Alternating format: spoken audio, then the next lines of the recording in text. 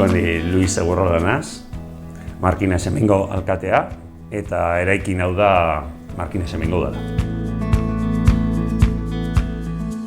Ziurtagiri esatea da egin dugun lan guzti honen konpentsazio bat. Eta ziurtagirixe da gauzak ondo indogunen seinale, baina bai aurrera jarraitzeko eta aurrera euskeraz beti eitzeko.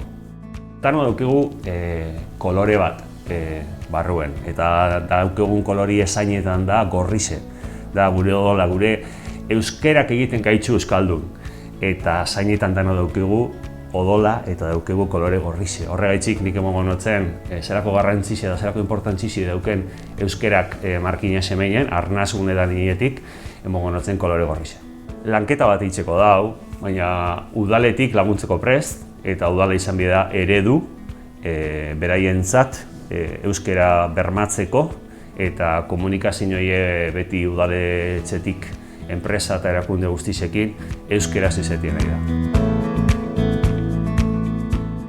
Arnazgune gazen einetik jarraitzu nahi dugu arnazgune izeten eta euskera bultzatzen, euskera mantentzen, kanpotarrak etortzen dizenak herrire bizizetera euskalduntzen eta maila hori mantentzen eta euskeraz bizi eta euskeraz hitz egin.